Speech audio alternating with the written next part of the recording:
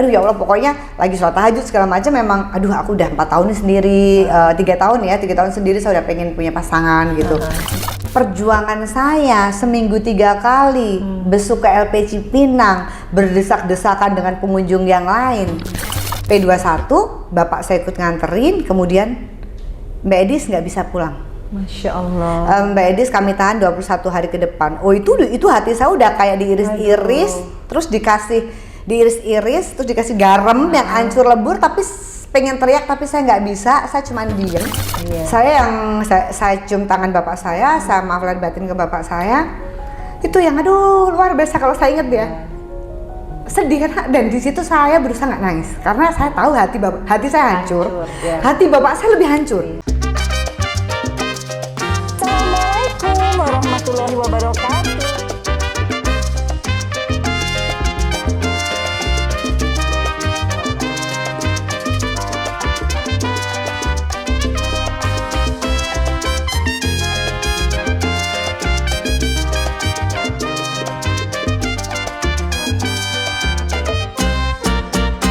Assalamualaikum warahmatullahi wabarakatuh. Hai guys, welcome to my YouTube channel, Vena Melinda Channel. Kali ini guys, secara rainy days, karena aku tadinya maunya outdoor, karena kedatangan ini sahabat lama banget. Dia adalah perempuan yang soleha, karena makin lama makin cantik dengan hijabnya, dengan makeupnya, dengan baju-bajunya, pokoknya fashion banget deh. Orang udah pada notice deh kalau aku sebutin ya. Jadi ini adalah pemain sinetron, pemain film, tapi masih di bawah aku. Siapa lagi kalau bukan Edis Adelia. Assalamualaikum Mbak Vena. Waalaikumsalam. Akhirnya kita ketemu lagi. Akhirnya ketemu ya. Akhirnya kita ketemu kapan coba? Kemarin di akad nikah Ria Ricis. Tapi pertama kali kita ketemu itu di mana ya? Kita tuh kan udah lama banget. Farel masih umur berapa kalau nggak salah, zaman itu kita masih emang kita belum pernah syuting satu sinetron bareng. Cuma kita ngisi acara sering. Itu waktu zaman Bang Anwar Fuadi tuh kan dulu suka ngumpul-ngumpulin artis kan. Kita Parsi. Kita ada acara sebulan 2-3 kali tuh pasti ada zaman itu. Terus kita sering ketemu. Terus udah lama sih aku kenal Mbak Vena dan nggak berubah, tambah cantik dengan hijabnya, masya Allah. Jadi sebetulnya guys, kenapa aku mengundang seorang Edis Adelia itu karena aku melihat dia tuh orangnya super duper ramah. Di komunitas mana aja ada Edis lagi, di komunitas lain lagi ada lagi, di mana-mana sampai ternyata kita satu partai guys. Jadi dia tidak pernah mati gaya ya. Alhamdulillah. Dengan segala cerita hidupnya ini menarik banget. Karena kalau aku lihat tuh ya seorang Edis Adelia itu pernah gagal kan dalam perkawinan, tapi ternyata menikah lagi guys. Menikah lagi dengan orang yang sama. Nah itu yang menarik ya. Dengan orang yang sama, menikah 2 kali dengan orang yang sama. Nah itu kan menurut aku kayaknya apakah itu jodoh sejati? Apakah itu sebetulnya gimana sih ceritanya tuh unik banget loh. Iya, jadi memang aku pun tuh nggak pernah menyangka ya Mbak ya bahwa akan rujuk lagi. Tapi jauh sebelum itu juga aku nggak menyangka bakal berdivorce gitu ya. Karena kan pasti semua kalau menikah pasti pengennya sekali seumur hidup. Tapi ternyata perjalanan hiduplah yang membuat kita pada waktu itu tahun 2016 kita berpisah. Berpisah sama Mas Ferry ya. Sama Mas Ferry. Nah kemudian pasca berpisah itu pun kita lost contact, benar-benar kita lost contact. Akhirnya aku merintis karir lagi, memulai karir lagi. Kemudian tahun 2018 kan kita ketemu di partai itu, 2018 kan, lebih sibuk lagi saya gitu. Jadi memang udah nggak terlalu mikirin jodoh atau gimana gitu ya. Nah 2019 itu sebelum saya berangkat haji itu ada momen kita teleponan karena ada hal yang harus aku tanyakan. Itu asal pertama kali kita kontak lagi gitu. Jadi setelah 2016, 17, 18, 3 tahun nggak ada kontak bener-bener. Terus ada yang mau saya tanyakan perihal sesuatu. Terus dari situ jadi ya cuman ngobrolin ini gini oke udah gitu. Terus cuman dia tahu saya mau berangkat gitu kan. Terus kemudian pas saya lagi di Tanah Suci, nah dia WA tuh gitu kan, dia WA gimana hajinya apa gitu. Nah nyambung lagi artinya gini, karena memang nothing tulus saya juga kan saya berpikir gini, pada waktu itu pun kami berpisah alhamdulillah kami berdua punya komitmen untuk tidak saling menjelek-jelekan gitu. Udahlah, kita gagal itu artinya aku gagal, kamu gagal, si istri gagal, si suami gagal, kemudian ya kita introspeksi diri dan kita saling menutup aib kita gitu kan. Udah, jadi memang tidak ada niat bermusuhan juga, yang penting silaturahmi baik gitu. Tapi nah pas momen itu kita jadi komunikasi lagi, dan mungkin karena memang saya belum ada yang deket gitu ya. Pernah coba deket ta'aruf sama orang tapi memang terus tidak cocok, jadi memang lagi kondisi sendiri, dan memang lagi di tanah suci itu saya lagi doa kenceng banget untuk minta jodoh gitu Mbak Vena gitu, tapi nggak kebayang dia gitu. Nggak kebayang dia gitu. Jadi aku tuh bener-bener yang aduh ya Allah, pokoknya lagi sholat tahajud segala macam, memang aduh aku udah 4 tahun nih sendiri, 3 tahun sendiri saya udah pengen punya pasangan gitu. Terus doa, nah terus ya itu dia telepon nanyain, mungkin juga kondisi saya lagi sendiri, lagi di sana kan juga saya haji sendiri gitu. Bener-bener sendiri, nggak ada keluarga. Nggak pakai travel? Pakai travel, cuman maksudnya saya nggak kenal siapapun, jadi saya kenal jamaah itu pas lagi berangkat gitu. Jadi ngobrol lah gitu kan, ada kendala apa, ada apa, jadi kayak ngobrol aja gitu sih. Terus ya udah pas pulang itu kan Agustus. Nah Mas Ferry itu memang dekat dengan keponakan saya, si namanya Kaila. Waktu saya kenalan sama Mas Ferry tahun 2012 tuh Kaila saya gendong baru berusia 3 bulan. Dan sekarang Kaila sudah 9 tahun gitu. Jadi Mas Ferry tuh dibuat jatuh hati lah sama Kaila, tuh sayang banget. Nah pulang saya haji, terus dia aku pengen ketemu Kaila gitu kan. Ya mungkin dia alasannya mau ketemu saya aja juga. Modus guys, modus gitu. Terus udah gitu udah ketemu, itu pun kita nggak berdua, saya bawa Kaila, kakaknya Kaila, jadi mamanya Kaila kakak kandung saya gitu. Udah ketemu makan. Dari situ kok intens, dia seminggu sekali ngajak ketemu rame-rame gitu. Terus mulai ada komunikasi lagi, kok mulai nyambung cocok lagi gitu loh. Terus akhir tahun 2019 tuh dia mulai menunjukkan gelagat untuk ngajak balik gitu kan. Saya masih nggak kepikiran sih orang dulu aja tuh kalau temen bercandain saya kan, udah rujuk aja gitu ya, bercanda. Saya bilang gini, aduh kalau bisa nyari yang baru ngapain sih sama yang udah pernah gitu. Stok lama keluar lagi gitu kan. Saya nggak sempet kepikiran itu gitu.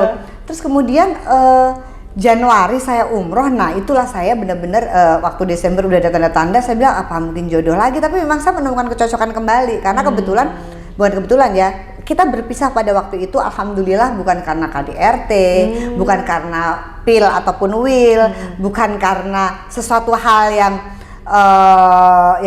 prinsip bukan, jadi karena ada hal lah yang pada waktu itu memang ketidakcocokan kami gitu kan. Kalau saya introspeksi sekarang ini adalah pada waktu itu kita berpisah adalah cuman karena 2. Jadi bercerai itu karena 2. Kurang sabar, kurang bersyukur. Oh. Gitu pada waktu itu. Jadi orang bercerai guys nggak harus selalu karena KDRT dan affair ya. Affair nggak harus. Mungkin karena memang ada hal yang memang pada waktu itu kita ngerasa kayak ada titik buntu, kayaknya lebih baik kita berpisah daripada bersama. Kalau masih terus cekcok atau kayak ada permasalahan gitu kan. Gitu. Dan yaudah Januari 2020 saya umroh, masih ada kesempatan umroh terus belum pandemik. Saya umroh waktu itu sama teman-teman juga, sama Silvana Herman, sama Evita Mala, sama almarhumah Rina Gunawan gitu. Ya Allah. Sama teman-teman umrohnya seru banget gitu. Nah disitulah saya sebut nama. Kalau memang dia si Mas ini kalau memang Ferry Setiawan bin ini adalah jodoh yang terbaik untukku, ya Allah, kalau memang kami ditakdirkan untuk bersama, beri kemantapan di hati saya. Gitu. Jadi saya bawa dalam sholat terus, aku istiqarah terus, dan saya bawa dalam doa terus. Januari pulang dari sana itu jadi kayak semakin nanya lagi kan dianya, semakin mantap. Tapi saya ketemu dulu, kita pasti ngobrol berdua dulu, dan kita kayak gini. Kita mengoreksi dulu kita gagal karena apa, ini gini. Pastilah kita berbicara serius dulu sebelum kita membuka lembaran baru. Kita tutup lembaran lama, saya ngakuin saya salah, dia juga ngakuin dia salah. Seperti yang saya bilang bahwa perceraian itu pasti salah kedua belah pihak, gitu. Misal pun ada will atau ada pil, pasti kalaupun ada pil, pasti si wanitanya ini pasti ada salahnya juga. Kita harus introspeksi diri gitu. Mungkin di rumah gue pelayanannya kurang, atau gue di rumah nggak dandan, atau gue terlalu menyuekin dia gitu. Jadi ada hal seperti itu yang memang kadang kita harus pahami. Jangan hanya kadang itu gini, pelakor, laki gue diambil perempuan lain, misalkan ada yang seperti itu. Tapi kita juga harus introspeksi diri. Wow. Kamu pada waktu itu mungkin kamu terlalu sibuk dengan dirimu, kamu terlalu sibuk dengan duniamu. Nah, waktu kalian ngobrol, kira-kira apa nih yang bisa menjadi koreksi dari diri Edis sendiri? Jadi pada waktu itu intinya kita, pada waktu itu yang membuat kita gagal karena ini gitulah ya. Aku nggak bisa sebutin karena bagi aku perkara rumah tanggaku adalah aib kami yang berdua. paling sederhana deh, apakah Edis selalu galak, apakah Edis selalu cemburuan, apa yang sederhana deh? Pokoknya ya harus jujur. Oh, satu sama lain terbuka. Okay. Harus jujur satu sama lain, harus terbuka, harus lebih menghargai, harus lebih menghormati, terus harus mau sama-sama mengalah, harus mau sama-sama diintrospeksi diri. Gitu. Jadi kita benar-benar kayak report gitu loh, kayak ini ya, dan aku salah mungkin di sini ya, mungkin akunya nggak sabaran saya bilang tadi, atau akunya mungkin juga kurang bersyukur dikasih suami seperti kamu. Dia pun gitu, mungkin aku dulu juga gitu. Pokoknya banyak hal yang kita bicarakan gitu ya, sampai pada akhirnya ya udah kita berkomit ya, kita komit nih, kita tutup lembaran yang lama, kita buka lembaran yang baru dengan tujuan yang baru, dengan niat yang baru, lillahi ta'ala karena Allah, bismillah, semoga ini yang terakhir. Jadi ya kita kayak berkomitmen berdua gitu ya, dan kita juga berjanjinya kepada Allah gitu ya, bahwa mudah-mudahan ini adalah menjadi perkawinan kami yang terakhir. Dan ya udah pada waktu itu, terus itu Januari, Maret sebelum lockdown akhirnya kami menikah. Sebenarnya rencana awal itu 3 April. Tapi tanggal 15 Maret saya ingat banget, 15 April 2020 Bapak Anies Baswedan selaku gubernur PPKM itu. Akhirnya almarhumah Irina Gunawan kita majuin aja, karena kalau dimundurin wedding organizer-nya tetap. Jadi 2 kali nikah dengan WO yang sama. Oh, jadi yang nikah pertama sama Mas Ferry pakai si Teh Rina almarhumah, rujuk juga dengan WO-nya Teh Rina. Masya Allah, hebat. Jadi seperti itulah. Jadi ya alhamdulillah memang setelah aku flashback ya, Mbak Vena ya, memang benar kata Mbak Vena, mungkin ini memang jodoh kami. Aku jodohnya Mas Ferry jodoh aku, terlepas dari semua yang pernah terjadi di masa lalu gitu ya. Kami memulai hari-hari lagi dan sudah 1,5 tahun gitu ya, dan ternyata memang kadang kita jadi kayak temen kan, udah artinya ya udah kemana-mana baliknya kita lagi, artinya rasa percaya kami semakin kuat, bertambah lagi. Dan memang alhamdulillah kita berdua memang sama-sama yuk mencari ridhonya Allah, kita sama-sama menjadi lebih dekat lagi ke Allah gitu kan. Dan ya alhamdulillah sih, memang benar, aku suka ngeliatin dia kalau dia lagi tidur atau lagi apa, benar juga ya, kayaknya ini jodoh aku gitu loh. Jadi memang so sweet. ya jodoh tuh gimana ya, kita nyaman. Tapi ini lucu banget ya, karena kalau aku baca di salah satu artikel gitu, kayaknya ada sedikit awkwardnya ada ya pada saat kembali lagi. Mungkin bukan malam pertama banget kali ya. Malam pertama versi yang kedua. Malam pertama versi yang kedua setelah yang kesekian. Iya, makanya kan maksudnya kalian pernah di momentum itu kayak dejavu nggak sih? Tiba-tiba honeymoon lagi orang yang sama. Lucu nggak sih? Jadi kayak ya bener kayak pas mau nikah aja nih kan, kayak teman gitu kan, pas mau nikah teman kan nganterin beli mahar gitu kan, di tempat yang sama, di toko yang sama. Di toko yang jadi sama. cuma tinggal di rewind ya? Di toko yang sama, dengan tokonya sama, yang nganter temenku yang sama, supaya gini, say kayak dejavu lagi, tau gak kejadian kan saya 2012, kemarin 2020 kayak 8 tahun yang lalu, tau gak gitu. Jadi memang oh iya ya, aku pun juga, tapi memang kalau jodoh langsung ya mungkin selalu berdoa itu mantep sih, langsung Allah kasih kemantepan sih. Awal-awal tadinya masih galau apakah, tapi pas mendekati itu saya bilang bismillah, kayaknya memang ini yang terakhir. Aduh, so sweet banget ya guys. Jadi kayaknya nyindir sama yang sebelahnya ya, yang udah jomblo juga hampir 9 tahun. Jadi kayaknya aku dapet tips nih dari omongan Edis ya. Jadi kalau kita mau tahu siapa jodoh kita, adalah kita punya kemantapan hati, dan itu pasti didapat kalau kita memang istikharah kepada Allah. Iya, betul. Itu yang paling penting. Jadi bukan karena jodoh, karena dia kaya, karena dia ganteng, enggak. Tapi benar-benar kemantapan hati itu yang kayaknya susah ya kalau kita hanya minta kepada Allah. Jadi malah kalau ustadku kemarin bilang, kalaupun Mbak Vena belum ada calonnya, istikharah aja. Oh, padahal belum ada. Jadi nggak doain namanya siapa dong? Jangan sebut nama kayak aku waktu pertama. Gimana Ya coba. pokoknya apa sujud terakhir Mbak, kalau aku ya kemarin tuh setiap sujud terakhir tuh doa, ya Allah berikanlah saya jodoh yang terbaik ya Allah, jodoh yang soleh, yang terbaik menurutmu. Karena yang terbaik menurut kita belum tentu terbaik menurut Allah gitu kan. Gitu, jadi pokoknya terus minta kasih jodoh, terus ya Allah kasihanilah hamba ya Allah, jangan kau biarkan hamba sendirian. Karena Allah tuh suka kalau kita mengemis-ngemis. Allah tuh suka ketika kita mengemis doa, kita merintih itu Allah suka. Sampai nangis. Yes. Itu nggak apa-apa ya? Itu justru bukan itu. Karena kita kayak apa ya namanya ringkih itu enggak. Kan kita curhatnya sama Allah. Gitu. Dan minta jodoh bener-bener jangan kau biarkan hamba sendirian ya Allah. Hamba ingin punya suami, hamba ingin punya imam, imam yang baik, imam yang soleh, imam yang ganteng. Nggak apa kan? Sebut. Oh iya. Kayaknya habis ini ya guys ya. Nggak, tapi menarik. Edis yang mau sama Vena mah banyak banget. Amin. tinggal milih minta sama Allah. Amin. Tapi gini loh Edis, aku tuh kan pernah ya ngelihat satu, mungkin kalau buat aku nih mungkin peristiwa yang buat semua orang lumayan ya, itu akan menguji keimanan kita ya waktu kasus yang pertama itu. Apakah itu penyebab Edis sama Mas Ferry waktu itu sempat berpisah untuk sementara?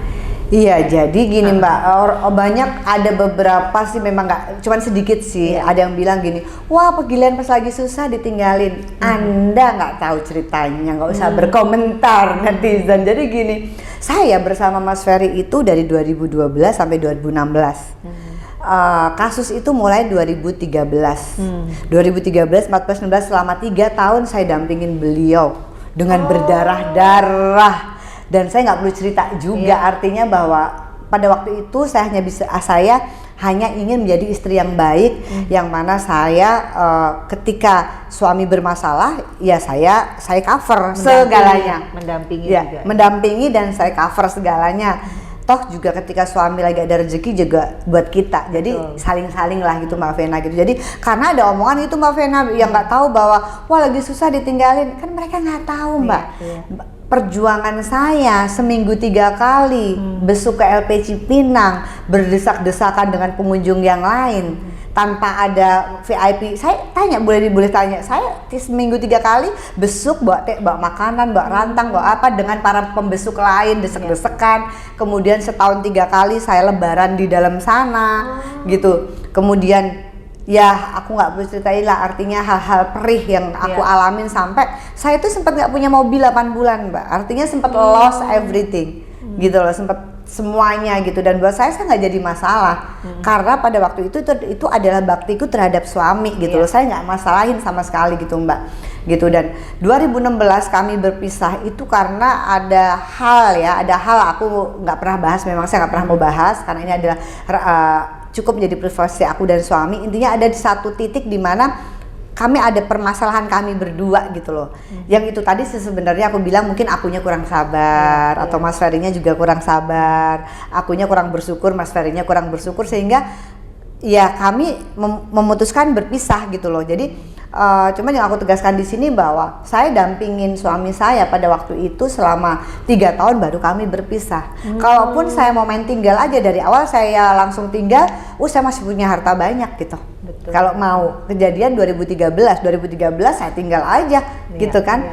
Tidak seperti itu. Dan yang paling penting sih bagi saya adalah bapak saya almarhum, keluarga saya, kakak-kakak saya, bapak ibu mertua saya dan adik ipar saya tahu persis kejadian seperti apa. Yang paling penting sih saya itu. Kalau untuk urusan orang lain atau netizen, saya sih nggak mau pikirin, karena kan mereka tidak tahu gitu ya bagaimana berdarah-darahnya saya menjalani ujian tersebut gitu kan.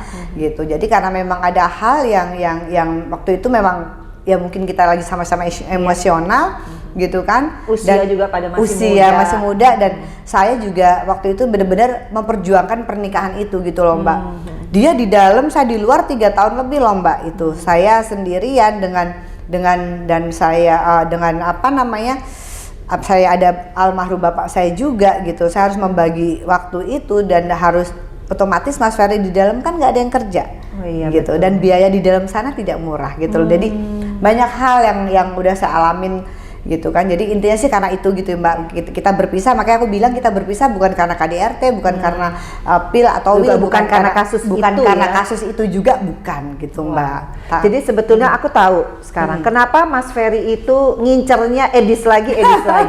Iya nggak sih? Iya. Karena sebenarnya dia sudah menguji kesetiaan dan cinta Betul. kasih yang selama ini Edis berikan ya. Iya. Karena biasanya benar kalau orang nggak ngeh tuh tadi timelinenya tadi, disangka pas ada kasus langsung pergi meninggalkan. Tapi ternyata memang Edis ini adalah perempuan yang benar-benar cinta kasihnya tuh unconditional ya. Iya, betul Mbak. Saya jadi ya itu Mas Ferry ya udah membuktikan lah gitu loh, bukan materi saja yang membuat aku mencintaimu gitu kan.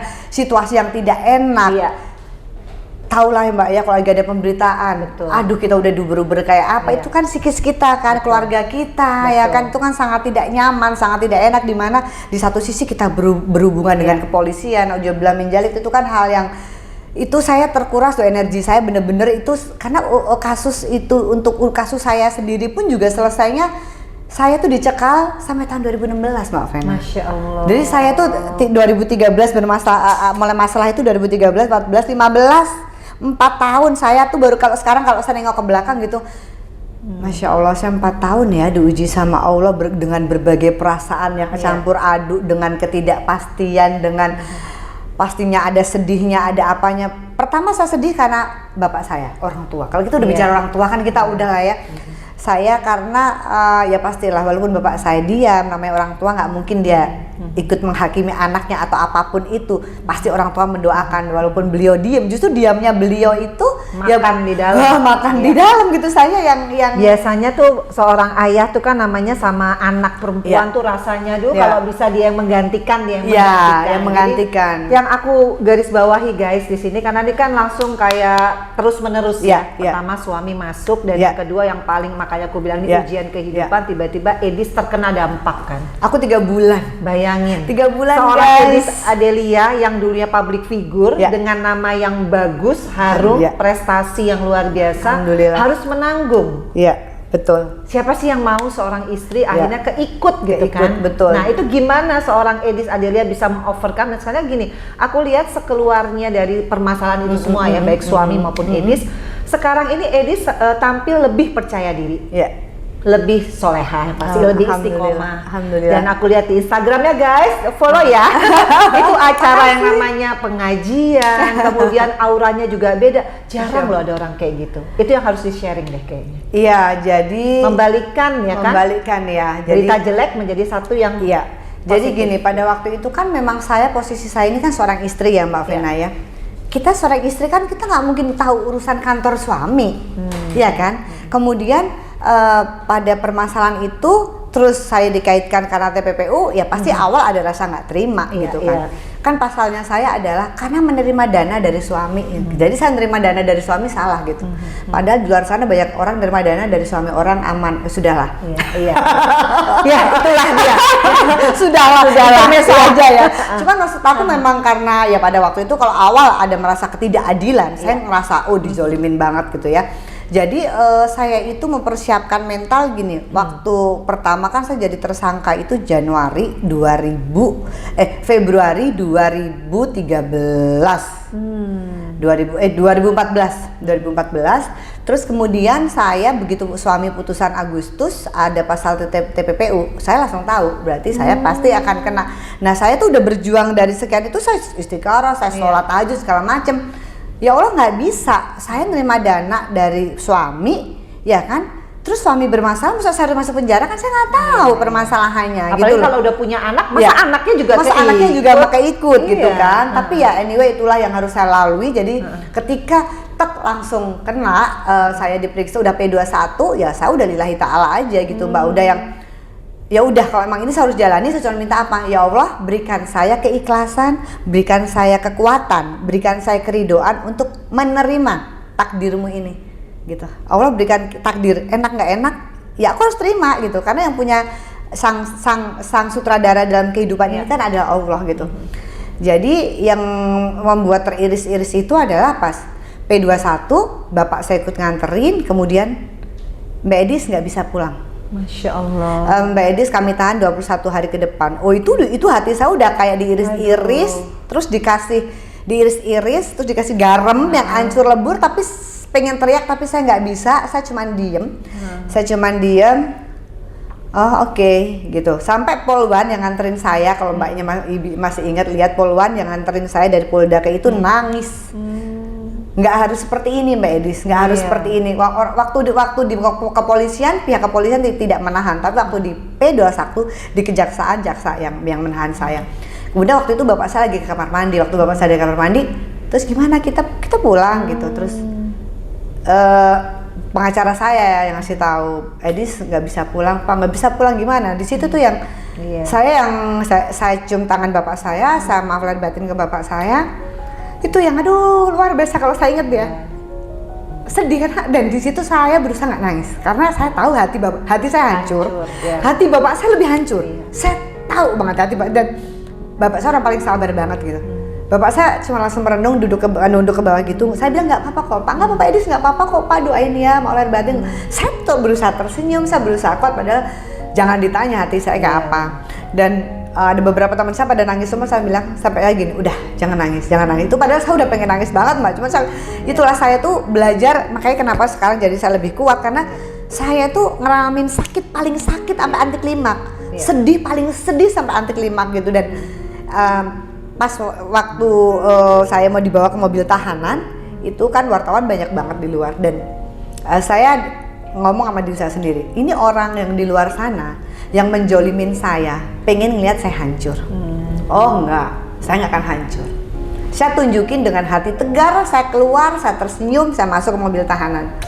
Karena saya cuma gini, saya nggak mau kamu pengen lihat saya hancur. Oh enggak, saya nggak akan hancur. Gitu, karena saya tahu lah ada pihak-pihak yang menjolimi kami berdua pada waktu itu, pengen lihat kita hancur berantakan gitu. Dan selanjutnya adalah saya lebih pedih lagi ketika masuk ke Pondok Bambu. Malam itu kan langsung digelandang ke Pondok Bambu, Mbak, tanpa persiapan baju, tanpa persiapan apa gitu, langsung digelandang ke Pondok Bambu. Dan kebayangnya adalah suami saya lagi di Cipinang, saya harus ke Pondok Bambu, dan bapak saya kondisinya lagi seperti itu saya yang luar biasa deh, saya tuh speechless, bingung antara mau marah, mau nangis, mau kecewa, mau apa, saya speechless. Nah di situ saya mulai merasakan saya kayak mati rasa, gitu. Saya kayak mati rasa, kayak ngelayang-layang.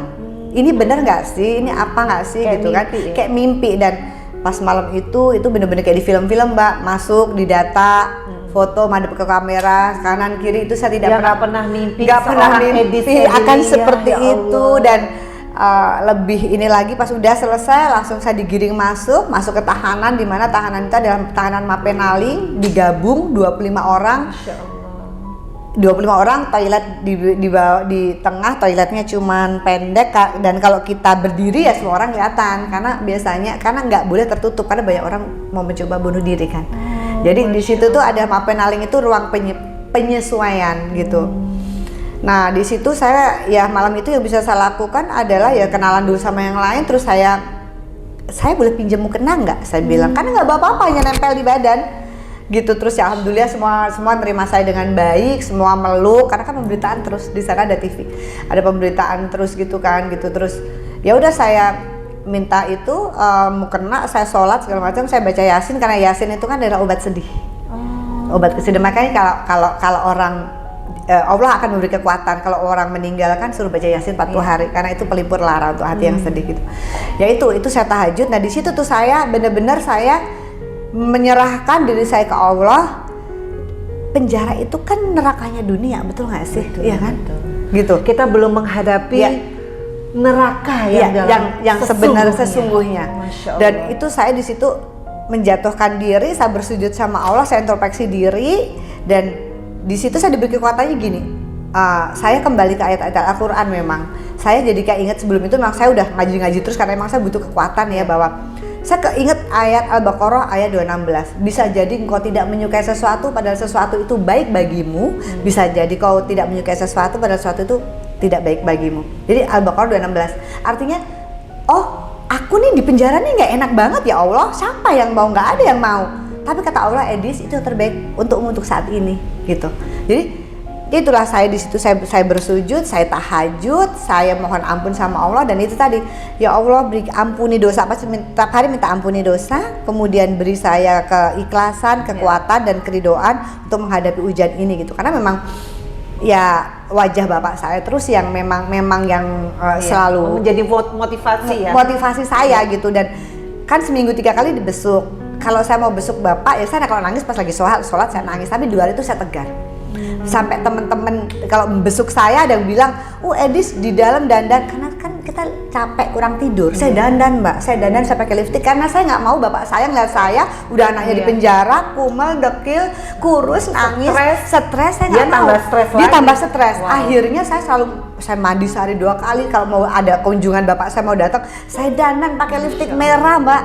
Sampai ada Indra Bruckman, Umi Pipik juga pernah besuk, terus Mbak Cici Tegal, beberapa teman-teman artis pernah besuk tuh. Edis baik-baik aja kok di sana, karena memang terus terang saya pengen mencerminkan citra yang baik. Maksudnya bukan citra yang baik, saya pengen aku di sini baik-baik aja kok gitu. Jadi meskipun di tempat yang paling nggak enak di dunia, di tempat yang paling nggak enak, tidak nyaman, pakai kipas angin, hanya pakai kayak selembar tikar, kamar mandi sharing dengan 15 orang. Jadi nggak boleh tidur request kasur gitu, nggak boleh? Kalau sudah lama boleh, tapi hanya bukan kasur sih, mungkin kita nyebutnya kayak apa ya, matras yoga. Dan itu profesi kita hanya semata kan kita kalau malam kan kita 15 orang, memang kan overload ya di itu, jadi malang melintang gitu tidurnya. Tapi kalau pagi menjelang siang itu dilipat gitu. Tapi ada beberapa tempat yang masih kita pakai buat duduk gitu. Jadi, wow guys, ini luar biasa ya Allah Edis. Tapi aku percaya ya. Aku tadi dengerinnya aja guys. Antara aku nggak bisa ngebayanginnya gitu loh. Kalau aku misalkan menjadi Edis pada saat itu, karena udah suami ditahan, masuk ke dalam Cipinang, kemudian Edis yang nggak tahu apa-apa ini. Harus menghadapi ini kan mimpi pun nggak pernah, cita-cita apa lagi, pengennya kan kita menikah itu ya happy ending semua. Tapi itu percaya nggak sih, ini sebetulnya yang diuji kepada Edis tuh apa sih makna dibalik ini semua, kalau Edis mau memaknainya? Jadi saya tuh malah bersyukur Mbak Vena, saya sempat merasakan dinding penjara Pondok Bambu gitu ya. Karena Allah mengajari saya tentang banyak hal, makanya saya menyebutnya adalah itu universitas kehidupan. Itu pesantren kehidupan yang sesungguhnya, di mana saya harus belajar tepo seliro, belajar sabar, belajar bijaksana. Kalau nggak sabar gimana, kan kita sharing kamar mandi mbak. Kita kalau lagi di rumah sendiri, kalau ke toilet kan kita maunya lama-lama, bebas ini. Kalau di situ kita harus ya pup seperlunya, mandi seperlunya, karena yang ngantri banyak. Dan jongkok. Saya kalau jongkok memang saya awal-awal dan saya ini orang yang paling kamar mandi kotor dikit saya bawel, AC panas dikit saya bawel. Di sana sama Allah, Edis, kamu kalau di rumah kan kamu komplain, AC panas komplain, tak kasih kamu kipas angin ya sekarang. Kamar mandi kotor kamu komplain, sekarang tak kasih kamu sharing dengan 16 orang ya, toilet jongkok gitu. Dan 16 perempuan tiap bulan kan pasti mens. 16 orang PMS. Kebayang gak sih mbak kalau kita nggak sabar, kita nggak legowo, kita nggak saling tepo seliro tuh bahasa Indonesianya apa ya? Nggak saling menjaga akhlak, toleransi, akan berantem terus dong. Artinya kalau kita seenaknya sendiri, kita egois. Jadi di situ tuh bener-bener aku belajar banyak, di mana kita tidur cuman pakai tikar terus, tapi harus saling. Dan alhamdulillah aku bersyukur banget saya diketemukan dengan orang-orang yang baik, dengan lingkungan yang baik. Dan Mbak Angelina Sonda, aduh kakak saya yang luar biasa kuat banget di sana. Ketemu dong. Saya hari pertama di dalam tuh Mbak Angie udah nganterin saya makanan, ngirimin saya makanan. Karena pada waktu itu pas kita masuk kan, pas saya masuk kan pemberitaannya luar biasa Mbak. Memang saya digeber habis-habisan di pemberitaan tentang saya, nggak ada bagus-bagusnya pada waktu itu, dan saya bener-bener kayak tidak dikasih kesempatan untuk membela diri. Tapi bagi saya itu waktu itu adalah diam itu emas gitu. Jadi biarlah waktu yang akan menjawabnya. Saya tidak perlu, yaitu tadi saya tidak perlu capek klarifikasi atau tidak perlu apa. Saya tetap menjadi diri saya tunjukkan kepribadian saya yang sebenarnya apa adanya saya gitu. Jadi kalau ada orang pengen menjatuhkan kita, dengan segala kan kayak dikriminalisasi habis tuh kemarin. Tapi Allah nggak ridho, Allah malah menaikkan derajat kita, Mbak. Jadi malah subhanallah Meskipun kayaknya caranya nggak enak banget ya. caranya sangat tidak Maksudnya enak. in the beginning gitu. Iya. Awalnya kan nggak enak, aduh sangat nggak enak. Saya waktu itu gue udah berasa, wah gue keluar dari sini nggak akan mau yang kenal saya lagi. Ya dong, Iya saya dong. kesana dong. Tapi ternyata salah kan? Ternyata salah. Ternyata malah 10 ya orang tetap ya itu tadi Mbak. Saya tunjukkan diri saya apa adanya saya tanpa kamuflase, tanpa dibuat-buat bahwa Pencitraan pencitraan apalagi. enggak, ya inilah saya dan orang tahu saya dari saya sebelum kasus dan setelah kasus, dan sahabat-sahabat saya tetap menerima saya apa adanya gitu ya, dan alhamdulillah masyarakat Indonesia juga tetap sayang, tetap cinta sama saya. Yang namanya manusia pasti nggak lepas dari ujian, terlepas itu ujian seperti itu. Tapi alhamdulillah berjalannya waktu akhirnya gini Mbak, kalau kita menebarkan kasih, Betul. kita menebarkan energi positif, orang yang berpikiran positif akan menangkap energi positif tersebut. Jadi terseleksi Gitu. ya. Terseleksi gitu ya. Dan ya alhamdulillah ujian pada waktu itu saya lalui dengan baik walaupun dengan berdarah-darah, dan saya juga nggak nyangka alhamdulillah sampai hari ini gitu ya Mbak, saya masih diterima dengan baik dimanapun saya berada gitu ya. Walaupun saya ada permasalahan seperti itu, tapi ternyata itu bukan suatu gini, itu permasalahan tapi bukan berarti pribadi saya tidak baik. Mungkin seperti itu. Jadi dimanapun kita berada, kayak waktu saya di penjara pun saya diterima dengan baik, ya mungkin karena saya berlaku baik, kan gitu. Jadi mau nggak di penjara tapi kalau kelakuannya sombong, catet. Jadi nggak mau, pokoknya gini, kalau kita baik, kalau kita memang baik, pasti orang-orang akan ngomong, ih Mbak Vena baik ya, Mbak Vena ramah ya, nggak perlu pencitraan kita sosok baik gitu loh Mbak. Jadi just kamu jadi orang baik, orang pun akan oh iya memang dia baik kok, kenapa? Kalaupun dia lagi ada permasalahan ini, ya namanya kehidupan, orang pasti ada diujinya. Dan yang paling penting gini Mbak, alhamdulillahnya aku sama suami bersyukur kami mampu melalui ujian itu dengan baik. Artinya apa? Saya bisa menjadi pribadi yang lebih baik lagi setelah kejadian itu. Hikmahnya itu tadi gitu loh Mbak. Jadi tapi itu bagi manusia yang keimanannya tinggi ya. Iya. Kalau manusia keimanannya justru diuji malah makin kacau, makin bukan ke Allah. Nah itu dia. Disitulah. Ya. Jadi ini ya buat yang nonton ya Ya. paham ya. Makanya kalau nonton Vena Melinda Channel jangan di skip supaya ngerti ya. Iya. Jadi karena nonton sampai habis. Tapi gini ya, tapi hebat. Nggak, maksudnya gini loh. Aku lagi berpikir ya, Edis itu ya memang iya sih. Kalau kita berpegangan kepada Allah, nggak ada kekuatan yang maha dahsyat, percaya deh. Kalau kita hanya mengandalkan diri kita mungkin udah berat gitu, pingsan.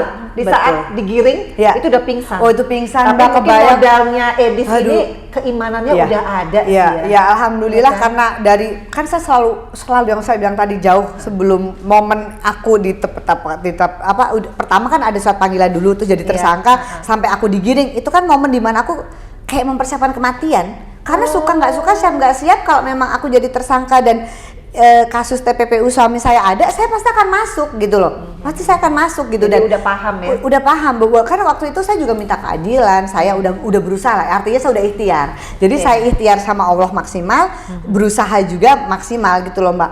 Nah itu memang saya selalu minta kekuatan sama Allah dan terus doa dan ketika saya harus ngalamin ini. Ya walaupun saya bilang tadi dengan hati hancur lebur, tapi saya harus walaupun dengan lunglai kayak dengkul udah nggak kuat jalan, dengan bahasanya tersyok-syok, tapi saya berusaha tegak berjalan. Wah gitu. Keren banget guys. Seperti ya. itu. Jadi yang namanya kehidupan itu sebetulnya simple ya. Kalau kita hanya berpegangan kepada Allah, karena kita nggak akan pernah tahu ya yang namanya rezeki dari Allah.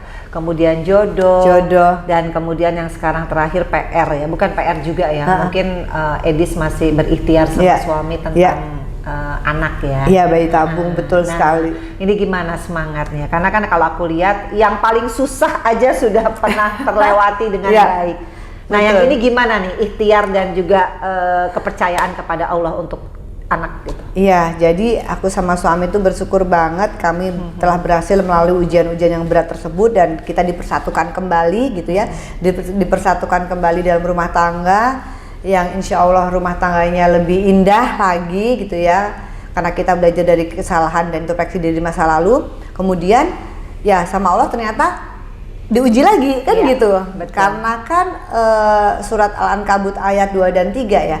jangan engkau mengatakan, kamu pikir kamu cukup mengatakan ya Allah aku sudah beriman tanpa aku uji, gitu. Jadi kata Allah, gampang banget kamu bilang beriman, oke, aku uji kamu beneran beriman apa enggak. Jadi terus dikasih ujian lagi gitu kan Mbak. Memang hidup ini kan memang tempatnya ujian dan tempat kita untuk beribadah gitu. Jadi menghadapi ini ujian yang sekarang ini adalah aku udah ikhtiar sama suami Mbak Vena. Jadi mungkin kalau beberapa bulan yang lalu orang lihat aku banyak banget tuh komentar di kadang mereka nggak tahu apa gendut banget sih sekarang, jelek banget sih gitu.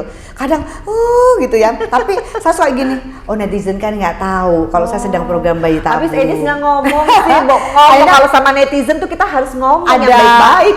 Ada di kalau yang ikutin di Instastory sih ada, karena kan pada waktu itu kan ya sempat ada juga karena ikhtiar ke tempat ini juga aku kan bilang gitu kan. Jadi memang saya gemuknya sampai 14 kilo karena saya ikhtiarnya itu berusaha untuk punya keturunan itu selama 1 tahun. Saya dioperasi ovarium pick up, diambil telurnya, artinya saya programnya itu 4 kali disuntik-suntik itu 4 kali. Kemudian saya udah jadi telur, udah jadi embrio, saya di embrio transfer 2 kali. Desember tahun lalu alhamdulillah sempat hamil Mbak, 6 minggu saja. Sempat hamil 6 minggu terus keguguran. Itu juga saya nangis lagi pastinya lah. Saya kuat Mbak, tapi pasti ada ada momen-momen namanya perempuan ya. Ada momen-momen saya nangis. Cuman memang yang saya diuji yang berat itu, setelah itu tuh saya memang jadi pribadi yang memang jauh lebih kuat gitu loh Mbak. Jauh lebih kuat tapi ada momen juga saya ya sempat drop, sempat sedih karena bikinnya kan nggak gampang gitu ya. Kalau rezeki sih bisa dicari, artinya kan harus dioperasi bis total terus kan masuk ke ruang operasi, disuntik-suntik perut tiap hari. Terus waktu dikasih penguat itu disuntik pantat kanan kiri, disuntik perut. Padahal aku udah bed rest. Kemudian dan salah satu pengorbanan terbesar saya adalah yaitu saya sampai naik 14 kilo karena kan disuntik. Kalau kita program bayi tabung itu kan disuntik-suntik ya. Dan banyak orang program sekali aja naik 5 kilo. Saya makanya programnya sampai 4-5 kali jadi naiknya sampai 14 kilo. Nah, Desember keguguran, bulan Mei saya embrio transfer lagi, tapi qadarullahnya nggak nempel. Bulan Juni kita tes 2021. Baru ini? Iya. Jadi memang kan saya program saya nikah Maret. Juli itu saya udah program bayi tabung. Karena kan ngejar umur gitu kan. Maksudnya saya ya memang udah nggak muda lagi, jadi memang usahanya harus lebih keras lagi gitu Mbak Vena. Ya udah itu jadi program bayi tabung yang kedua nggak nempel lagi, padahal udah berusaha lagi. Ya udah berbesar hati lagi. Dan saya sih udah belajar gini Mbak, setelah diuji yang berat itu pokoknya awalnya pasti gitu. Tapi udah itu merenung langsung, oh ya udah ini yang terbaik menurutku. I got the point. Sebetulnya kalau kita menghadapi ujian nih guys, kita harus banyak waktu refleksi diri. Iya, betul. Jadi jangan ngoceh dulu, kebanyakan orang gitu kan. Iya. Ngoceh gitu tanpa dia merefleksi diri. Iya, refleksi. Iya. Gitu. Nah, jadi kan kalau itu tadi Mbak karena udah ngalamin ujian yang berat banget, jadi selanjutnya itu aku yaudah deh apa-apa lillahi ta'ala aja deh, berarti aku apa yang terbaik menurut Allah gitu kan.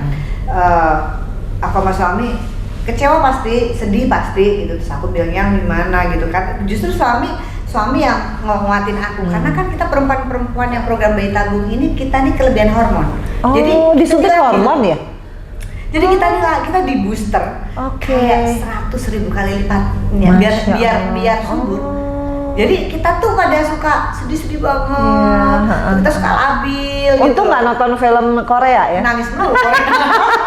Oh tapi suami menguatkan. Suami menguatkan. Tapi maaf nih ya, sorry, kalian nggak ada kepikir untuk memuliakan anak gitu, misalkan? Iya, jadi itu kemarin jadi gini Mbak, aku tahu, maksudnya adopsi anak gitu kan. Tapi aku memang harus hati-hati banget Mbak, karena memang dalam Islam pun anak adopsi itu ujian buat kita. Karena merawat anak adopsi itu pahalanya gede banget. Pahalanya surga. Kan setan nggak senang kalau kita mau masuk surga. Betul, ada aja. Jadi aku sama suami sih sampai sekarang belum kepikiran karena menurut aku tanggung jawabnya besar. Tanggung jawab besar, aku juga harus amanah, artinya harus amanah benar-benar gitu ya kalau memang mau ngambil gitu kan. Dan sebenarnya gini, suamiku tuh udah punya anak, kan second married sama aku. Iya. Jadi anaknya juga udah 17 tahun. Oh, udah cowok gede. Satu, cowok satu. Jadi sebenarnya suamiku tuh nggak nuntut. Kamu nggak punya anak juga nggak apa-apa, kata suamiku gitu. Terus cuman kan kita sebagai perempuan kan memang pengen aja selama aku masih haid gitu ya. Aku sama belum menopause masih pengen berusaha punya keturunan gitu loh. Jadi memang juga semakin aku belajar juga sebenarnya kan kalau orang nggak punya anak doanya gini, berpikir gini, ya Allah aku nggak punya anak, nanti kalau aku mati siapa yang doain aku gitu kan. Ternyata anak itu kan bisa anak yatim, itu bisa anak keponakan, bisa anak asuh, anak yang tidak lahir dari rahimnya kita. Betul. Seperti itu gitu.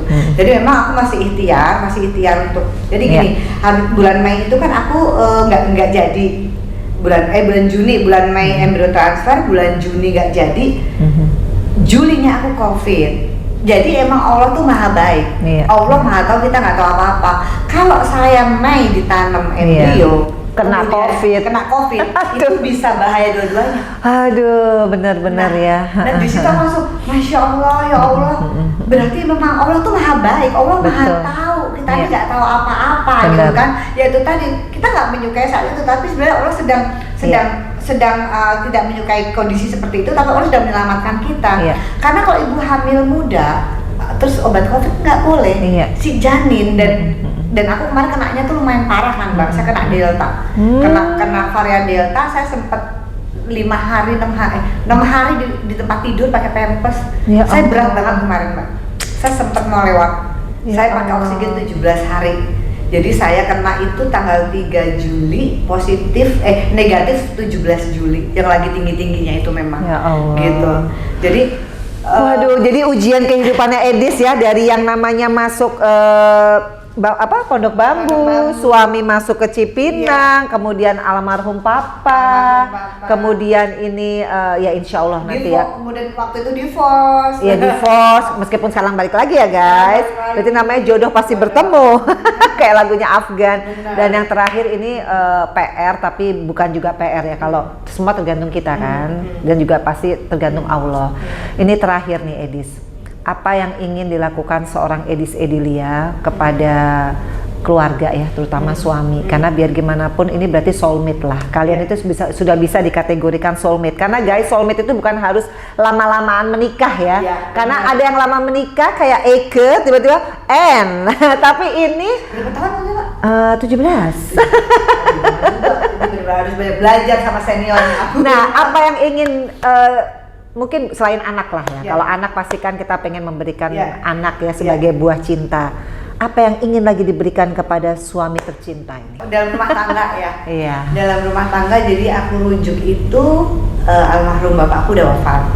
Almarhum bapakku wafat 2019, kami rujuk 2020 seperti itu. Jadi ya sebenarnya sih kalau pengen gitu ya orang tua aku atau terutama bapak bisa menyaksikan gitu ya. Tapi saya yakin kok walaupun waktu kami menikah lagi kemarin bapak nggak ada gitu ya, tapi bapak melihat, dan bapak juga tahu gitu ya. Jadi Mas Ferry termasuk salah satu menantu yang disayang sama bapak saya. Oh gitu, kenapa? Nggak tahu, bapak saya yakin bahwa ini orang baik. Oh, gitu. Nah waktu mau divorce kan papa masih ada? Iya. Nggak dilarang waktu itu? Iya, pastilah kita aku divorce itu nggak langsung ujuk-ujuk Mbak, benar-benar berjuang gitu loh, sampai memutuskan itu pun berat. Dan saya sampai ngambil keputusan itu kan waktu itu ada bapak juga gitu, dari dengan berat hati gitu ya, dengan berat hati gitu. Dan alhamdulillah pas sudah rujuk ini, ya dalam rumah tangga sih saya jujur, saya terus berharap semoga Allah Subhanahu wa Ta'ala memberikan kami, rumah tangga kami, keturunan yang soleh dan soleha. Pengen banget punya keturunan, tapi kalaupun Allah nggak kasih, nggak apa-apa, tapi masih terus berharap selama saya masih produktif gitu ya. Terus kemudian ya saya pengen rumah tangga kami ini menjadi rumah tangga yang sakinah, mawaddah dan warohmah. Saya terus belajar dari pengalaman saya, karena pernikahan itu adalah ibadah terlama. Ibadah terlama itu ya di pernikahan gitu. Jadi suami ujiannya istri, istri ujiannya suami, ujian bisa anak gitu ya, bisa segala macam. Dan ya alhamdulillah kami berdua sekarang diberikan banyak kemudahan sama Allah Subhanahu wa Ta'ala. apa yang dulu Allah ambil, Allah kembalikan kembali, alhamdulillah gitu ya. Ya, saya terus berdoa agar kami berdua saudara lindungan Allah Subhanahu wa taala, dijauhkan Amin. orang-orang yang zalim atau orang-orang yang berniat jahat. Kemudian saya bisa menjadi istri yang soleha, yang taat sama suami. Saya harapkan sekarang ini adalah ridhonya Allah dan ridhonya suami. Karena emang saya udah gak punya orang tua, Iya, gitu kan. betul. Dan juga mudah-mudahan keluarga kami ini kedepannya menjadi keluarga yang sakinah, mawaddah, warahmah, sehidup sesurga. Gitu. Amin. Jadi di dunia akhirat kita Amin. berjodoh Amin. seperti itu. Dan ya mudah-mudahan rumah tangga kami ini menjadi, gini, saya sekarang lagi berusaha gini Mbak, untuk menjadikan rumah saya itu menjadi surga. Surga aku yang di rumahku. Iya. Makanya kalau Mbak Vena lihat, aku udah di entertain jarang. Iya. Aku fokusnya di rumah. Karena memang ya aku pengen menggapai ridhonya Allah, ridhonya suami, taat sama suami. Terus makanya aku sebulan 3 kali bikin pengajian di rumah. Supaya gitu ya. juga auranya bagus. Supaya auranya bagus, Benar. supaya sayanya juga terus bisa menjadi istri yang baik gitu ya. Dan satu hal buat suami aku yang pada waktu dulu kita rujuk adalah gini Mbak Vena, waktu saya susah, saya sama kamu. Sekarang alhamdulillah Allah kasih saya rezeki lagi gitu. Jadi saya pengen bisa menikmati hari-hari saya bersama kamu lagi gitu. Jadi yaitu saya juga pada waktu itu udah izinkan saya untuk menebus kesalahan saya di masa lalu. Iya. Karena sudah membuat hidup kamu menderita.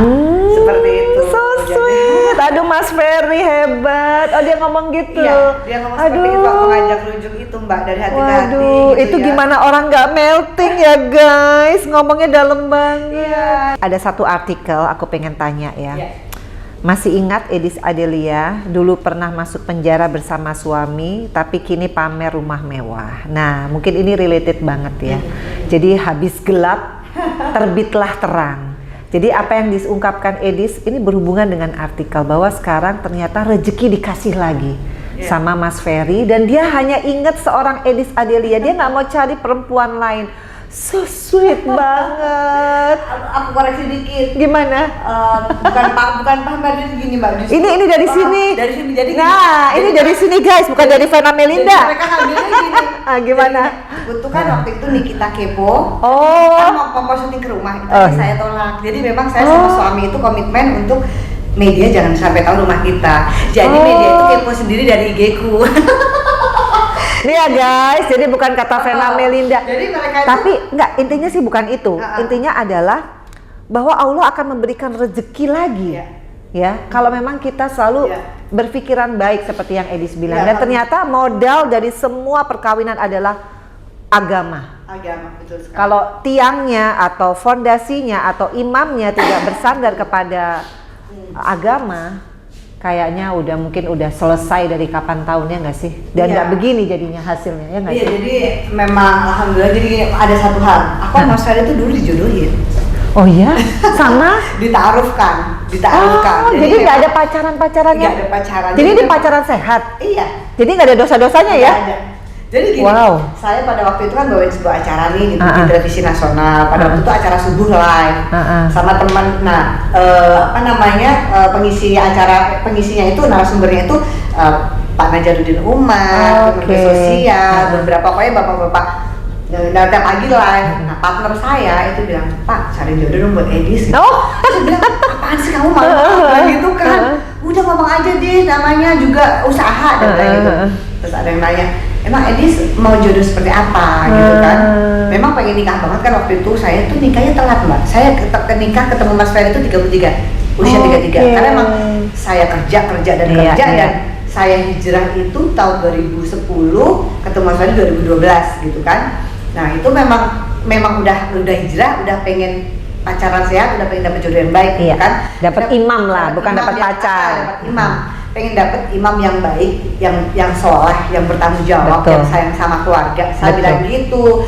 Terus benar gitu. Emang Mbak Dis nggak ada pacar, nggak ada gitu. Jadi dari situlah kemudian saya diketemukan sama Mas Ferry ini, tapi tidak, aku jodohin kamu, enggak, cuman bersama bahwa aku disuruh MC di sebuah acara, panitianya Mas Ferry. Wow. Jadi Mas Ferry tahu mau dijodohin aku nggak tahu mau dijodohin sama dia. Jadi ini skenario-nya oke ya. Iya, jadi kita kan kalau dengar mau dijodohin kan kita udah Upward ya. udah marah gitu kan. Jadi intinya dari situ, terus dari kenal ke nikah tuh 4 bulan. Wow. Gitu, dari Ya aku ngerti. Jadi ternyata ini pacarannya ya sekarang ya, yang bener-bener udah lebih dewasa, sudah melewati yang namanya kerikil-kerikil perkawinan.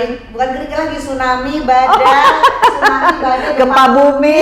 Wow, gila keren banget. Tapi tadi belum loh Edis, mungkin aku pengen dong kata-kata mesra kepada suami tercinta. Manggilnya apa ya? Mas. Oh Mas. Mas Ferry. Oh bukan darling ya. Enggak. Ngomong dong di Vena Melinda Channel. Siapa tahu dia nonton Vena Melinda Channel. Buat Mas Ferry ya. Aduh, jadi malu.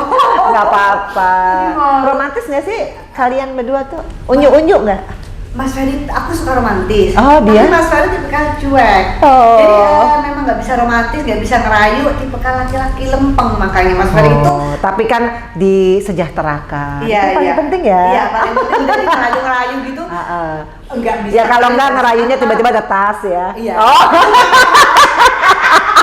Tetep. Tahu cara membagikan. Nah, itu paling penting. Nggak usah rayuan gombal tapi nggak ada papanya buah tangan, nggak usah ya. Oke, monggo. Ini iPhone 13. Oh gitu. iya. Ini tas kesukaan kamu. Aduh, Eka nggak ada yang ngasih kayaknya ya. Monggo. Iya, ke situ. Sini boleh. Iya, buat Mas Ferry, buat imamku, buat suamiku yang setelah yang ganteng, ya 20 tahun paling ganteng. Terima kasih buat kasih sayangnya, buat cintanya, buat udah berusaha selalu membahagiakan aku, selalu berusaha ngertiin aku, sabar ngadepin aku dengan kebawelanku dan kecentilanku. Aku centil sama suami aja gitu. Gak apa-apa. Iya, jadi terima kasih banget untuk cinta kasihnya, untuk perhatiannya. Terus untuk Mas Ferry ada imam yang baik. Tiap ajan teng udah harus sholat jamaah gitu. Jadi senang banget aku bisa menjadi makmumnya Mas Ferry. Semoga Mas Ferry selalu sehat, amin, panjang umur, amin, diberikan rezeki yang melimpah, semakin mencintai dan menyayangi aku dengan sepenuh hati, bisa menjadi imam yang terbaik buatku, menjadi imam yang lebih baik dan lebih baik lagi. Kemudian semoga keluarga kecil kita ini diberikan keturunan yang soleh dan soleha, dan semoga kita bahagia selamanya. Love you. Nih, satu lagi. Ya. Jangan pindah dulu kamera. Buat semua ibu-ibu. Ya. Penting banget Ya. bahwa kita harus bisa juga membantu suami Ya. untuk mempertahankan perkawinan. Ya. Nah, itu andil besar. Benar, Coba benar. kasih sedikit Ya. tips and trick. Jadi gini, mohon maaf lahir batin sebelumnya, saya bukan niat menggurui gitu ya. Pasti lebih banyak yang pengalamannya lebih dahsyat dari saya, tapi saya menceritakan apa yang saya alami. Jadi memang pernikahan itu harus diperjuangkan. Iya. Dengan sekuat tenaga. Jangan cepat menyerah dalam pernikahan. Saya mengakui bahwa saya gagal pada waktu itu bercerai karena saya kurang sabar dan saya kurang bersyukur. Dua hal ini walaupun kalimatnya simpel tapi artinya sangat dalam gitu ya. Jadi buat ibu-ibu di luar sana mungkin yang sekarang lagi ada masalah atau mungkin lagi ada dalam rumah tangga ada huru hara segala macam, percayalah, kadang ketika kita lagi berantem cerai aja, suka terlintas banyak-banyak istilah itu memang setan kan. Berarti itu keinginan setan ya? Ya. Bukan keinginan kita sebenarnya ya? Nah, karena kan rumah tangga itu ibadah terlama. Oh, jadi itu setan tadi ya? itu nggak suka. Jadi paling suka gangguin perkawinan tuh setan ya? Yes, gangguin perkawinan gitu kan. Selalu berpikir cerai, terus kadang kalau kita lagi berantem suka berpikir bahwa di luar sana pasti ada yang lebih baik dari pasangan kita. Ternyata tidak seperti itu ibu-ibu. Ibu-ibu mau ganti pasangan 3, 4, 5 kali akan ketemu kasus yang sama. Betul. Laki-laki dengan orang yang berbeda. Dengan orang yang berbeda. Makanya mendingan dengan orang yang sama. Nah, mendingan dengan orang yang sama kita tinggal perbaiki. Betul. Nah, kalau orangnya belum menikah lagi. belum nikah lagi. Jadi pokoknya selalu libatkan Allah dalam kehidupan kita. Betul. Apalagi kita pasti akan selalu diuji. Kalau nggak suami, istri, anak, mertua, menantu, ada aja. ipar pasti ya. Jadi tetaplah sabar. Intinya rumah tangga harus diperjuangkan dan selalu bersyukur dan selalu sabar dalam menghadapi setiap ujian. Tepuk tangan coba ini penonton. Oh, ternyata guys, aku selama hampir 1 jam banyak banget ya pembelajaran nih bukan buat kalian deh viewers yang mungkin nggak ketemu langsung sama Edis Adelia, tapi nih aku banyak banget ya mendapatkan pembelajaran meskipun usianya 7 tahun lebih muda daripada aku, tapi ternyata dia telah berhasil dan sukses melewati ujian kehidupan karena dia merasa Allah itu adalah tempat untuk memohon. Betul. Dan sekarang kalau bagi kalian yang sudah punya suami itu juga ladang ibadah. Yes. Bagi yang belum punya suami seperti hostnya, ayo kita rajin-rajin memohon kepada Allah. Dan niscaya itu pasti akan terjadi sepanjang kita tetap effortnya harus ditambah. Bener nggak Betul, Edis? betul. Pasti di saat yang tepat diberikan jodoh terbaik. Nah, jadi jangan ini ya, jangan sedih terus ya guys. Oke, Edis, thank you banget, thank you banget. Ini aku yakin semua yang nonton ini ada yang hampir menangis tapi jadi tertawa lagi karena ada harapan, ya kan? Iya, Harapan betul. harus ada. Harapan ada. Makanya saya kadang pengen udah menangis saya tahan karena saya udah nangis Mbak, susah diem. Jadi ini, akan menghabiskan tisu ya. Jadi memang sengaja Eka tidak menyiapkan tisu. Makanya saya udah mau keluar air mata Langsung ditahan. saya tahan. Itu tadi kalau main sinetron bayarannya mahal ya. Karena cuma gemeng. Oke guys. Saya terima kasih juga Mbak Vena udah diundang di channel YouTube-nya Mbak Vena yang sekarang tuh subscribe-nya udah banyak banget. Aduh, alhamdulillah. Penontonnya udah banyak banget kan. Alhamdulillah. Channel YouTube-nya Mbak Vena itu banyak memberikan pembelajaran. Makanya aku tuh seneng banget diundang ke sini, bisa berbagi kisah hidup aku. Iya. Insya Allah bermanfaat dan mohon maaf lahir batin juga buat Mbak Vena dan juga buat penonton semua. Apabila ada salah dan kurang, hal-hal yang positif di dalam hidup saya diambil, yang negatif dibuang saja. Mohon Tapi- maaf lahir batin dan terima kasih. Amin, thank you banget juga buat yang nonton Vena Melinda Channel. Jadi aku buat channel ini khusus untuk menguatkan semua perempuan dimanapun kalian berada. Woman support woman. Iya, karena sekali lagi perempuan itu adalah makhluk Tuhan yang juga luar biasa ya. Tapi kalau kita bisa memaknai hidup yang sangat sebentar ini dengan isinya berbagi kasih, insya Allah kalian akan menutup mata nanti meninggalkan dunia ini dengan tersenyum. Bener nggak sih? betul sekali. Karena nggak ada hal yang sia-sia guys. Iya, Pokoknya jangan lupa ya nonton Vena Melinda Channel, jangan lupa untuk subscribe, like, share, and comment. Assalamualaikum.